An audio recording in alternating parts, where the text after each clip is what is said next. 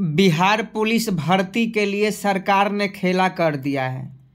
आप सभी जानते हैं कि बिहार पुलिस के भर्ती बोर्ड यानी सीएसबीसी के जो नए अध्यक्ष बनी हैं उनका नाम शोभा उहटकर है। और इसके पहले जो चेयरमैन थे सीएसबीसी के वो आपके एसके सिंघल थे, जिन्होंने पेपर लीक के बाद आकर एक बयान दिया था और उन्होंने कहा था कि पेपर लीक नहीं हुआ है।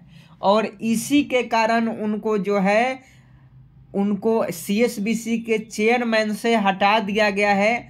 अब सीएसबीसी के नए चेयरमैन जो है शोभा उहटकर को बनाया गया है। तो इनकी क्या प्रोफाइल है, शोभा उहटकर जी की प्रोफाइल क्या है, इनके पीछे क्या है, हमारे कहने का मतलब इनका जो प्रोफाइल है वो साफ सुथरा है कि नहीं, क्या ये भी कभी जो है एग्ज़ाम या इसके पहले ये क्या करती थी और इनका जो क्या बैकग्राउंड है, इसके बारे में हम आपको खुलकर बताने वाले हैं। और इनका नाम ही है हंटर वाली। आप इनका नाम जानते होंगे, शोभा उहटकर है, लेकिन हंटर वाली मैडम के नाम से प्रसिद्ध है। और जब ये चयन पार्षद भर्ती बोर्ड के चेयरमैन बन गई है तो अब परीक्षा की तिथि बहुत जल्द घोषित होगा और एग्ज़ाम डेट भी आपका फिक्स है। बस केवल नोटिस आना है, नोटिस आया और आपका एग्ज़ाम शुरू हो जाएगा। तो सभी चीज़ों के बारे में बात करेंगे। अगर आप बिहार पुलिस 21,391 पदों की तैयारी कर रहे हैं, भर्ती परीक्षा का इंतजार कर रहे हैं, तो आप सभी इस वीडियो में शुरू से लेकर अंत तक बने रहिएगा। सबसे पहले यहाँ देख लीजिए, उहटकर सिपाही चयन पार्षद की अध्यक्ष बनी। यहाँ देखिए, राज्य सरकार ने केंद्रीय चयन पार्षद के अध्यक्ष पद से एसके सिंघल को कार्यकाल पूरा करने से पहले ही हटा दिया है। उनके स्थान पर गृह रक्षा वाहिनी एवं अग्निशामक सेवा के महानिदेशक सह महासंदेष्टा शोभा उहटकर को अध्यक्ष का अतिरिक्त प्रभार सौंपा गया है। श्रीमती उहटकर 1990 बैच की आईपीएस अधिकारी है। गृह विभाग ने मंगलवार को इससे संबंधित अधिसूचना जारी कर दी है। एसके सिंघल डीजीपी पद से दिसंबर 2022 को सेवानिवृत्त हुए थे। इसके बाद उन्हें 21 जनवरी 2023 को 3 वर्ष के लिए पार्षद का चेयरमैन बनाया गया था। इसके कुछ माह बाद ही पहली बार 21,000 सिपाही की बहाली की प्रक्रिया शुरू की गई, लेकिन इसकी लिखित परीक्षा का प्रश्न पत्र कई जिले में आउट होकर वायरल हो गया। राज्य में इससे संबंधित 74 एफआईआर दर्ज की गई थी। बाद में इस मामले की जांच ईओयू को सौंप दी गई। 31 अक्टूबर को ईओयू ने इस मामले की एफआईआर दर्ज की और मामला की जांच अब तक जारी है और कई स्तर पर जांच चल रही है। समझा जा रहा है कि पेपर लीक के मद्देनजर सरकार ने यह बदलाव किया है। बिल्कुल सही जवाब है। आप सभी जानते हैं कि एसके सिंघल इसके पहले सीएसबीसी के चेयरमैन थे।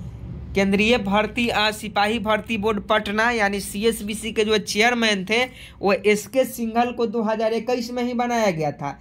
लेकिन जब 21,391 पदों की भर्ती आई और इसकी परीक्षा जो है 1 अक्टूबर को कंडक्ट करवाया गया, तो इसके 2 घंटा पहले ही 3 घंटा पहले ही प्रश्न पत्र जो है लीक हो गया। और इसके लिए जब इनसे परीक्षा रद्द करने की मांग की गई तो इन्होंने एसके सिंघल जो थे इन्होंने प्रेस कॉन्फ्रेंस किया और उसमें बताया कि किसी भी तरह का पेपर लीक नहीं हुआ है। जब सरकार का दबाव इन पर आया तो बाद में केंद्रीय चयन पार्षद के द्वारा 1 अक्टूबर वाली दोनों शिफ्ट का पेपर को कैंसिल कर दिया गया और इन्हीं पर जांच चल रहा था। और जांच के मद्देनजर ही सरकार ने इनको हटाया है, क्योंकि इलेक्शन नज़दीक है। अगर इन्हीं को पद पर बनाए रखते तो सब बच्चे जो है बहुत नाखुश थे इनसे, क्योंकि एग्ज़ाम से पहले ही पेपर लीक हो गया। और प्रूफ देने के बाद भी इन्होंने प्रेस कॉन्फ्रेंस में साफ साफ कहा कि कोई पेपर लीक नहीं हुआ है। और हम लोगों ने लगातार आवाज़ उठाया, लगातार वीडियो बनाया। हाँ, हालांकि हम सीएसबीसी के ऑफिस में नहीं गए थे, लेकिन लगातार वीडियो के माध्यम से, सोशल मीडिया प्लेटफॉर्म के माध्यम से हम लोग लगातार आवाज़ उठा रहे थे और बहुत सारे टीचर का हम लोग का साथ भी था। इसलिए 21,391 पदों की जो परीक्षा हुई थी आपका कब हुआ था, 1 अक्टूबर को हुआ था, उसकी दोनों पालियों का पेपर रद्द किया गया और उसी को मद्देनज़र एसके सिंघल को हटाया गया है। अब सीएसबीसी के जो नए चेयरमैन होंगी श्रीमती शोभा ओहटकर जी होंगी। ये 1990 की आईपीएस बैच की अधिकारी है और इन्हें केंद्रीय चयन पार्षद सिपाही भर्ती बोर्ड का जो है चेयरमैन नियुक्त किया गया है। अब इनका हम लोग बैकग्राउंड देखेंगे कि शोभा ओहटकर जी कैसी है, क्या ये एग्ज़ाम साफ सुथरा ले सकती हैं या इनके बैकग्राउंड कैसा है। तो सबसे पहले आप देख लीजिए इनका बैकग्राउंड की हम लोग बात करें। देखिए कल जैसे ही नोटिस हुआ तो हमने इनको ऐसे पोस्ट किया कि सिपाही भर्ती बोर्ड के नए अध्यक्ष बनने पर आपको ढेर सारी बधाई। और ये जो था ये बहुत तेज़ी से वायरल कर गया सभी व्हाट्सएप ग्रुप में। यही बस कुछ लोग क्या किए, यहाँ हमारा नाम काट के अपना नाम चढ़ा लिए और यूट्यूब फेसबुक पर अपलोड किए। तो इससे कोई दिक्कत नहीं है। अब इनका बैकग्राउंड हम लोग देखते हैं। देखिए ये है शोभा ओहटकर जी और ये हैं विकास वैभव जी। विकास वैभव इन पर लगातार आरोप लगा रहे थे कि जब छुट्टी मांगी है तो गाली गलौज ये करती है। लगातार इन पर इन्होंने आरोप लगाया था। विकास वैभव भी आईपीएस है, शोभा ओहटकर जी भी आईपीएस है। तो विकास वैभव ने इन पर लगातार आरोप लगाया था। पिछले कुछ दिनों में कुछ दिन आपने पहले 2-4 महीना पहले या 6 महीना पहले आपने ये न्यूज़ तो सुना ही होगा कि विकास वैभव जी हैं इन पर बहुत सारे जो है आरोप लगाया था। लेकिन इनका बैकग्राउंड जो है साफ सुथरा है। ये जो शोभा ओहटकर जी हैं इनका बैकग्राउंड बिल्कुल साफ सुथरा है। और आपको बता दें इनको बिहार में हंटर वाली मैडम कहा जाता है। हंटर वाली मैडम, अगर आप नहीं जानते हैं तो आप सर्च कर लीजिएगा कि बिहार की हंटर वाली मैडम कौन है, तो शोभा ओहटकर का ही नाम आएगा।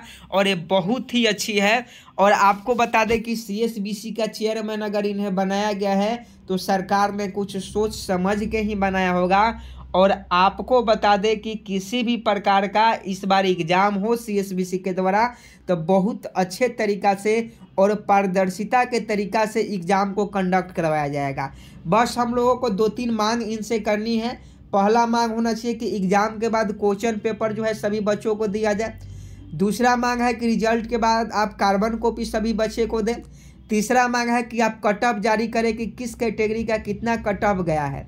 ये 3 मांगे जो है हम लोगों को होनी चाहिए इनसे। और ये 3 मांग अगर ये इन्होंने अगर ये 3 मांगे इन्होंने लागू कर दिया तो किसी भी प्रकार का धांधली जो है अब आपके सीएसबीसी के द्वारा नहीं होगा।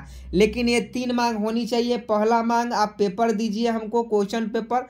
दूसरा मांग जो होनी चाहिए वो कार्बन कॉपी आप रिजल्ट के बाद सभी बच्चों को दीजिए।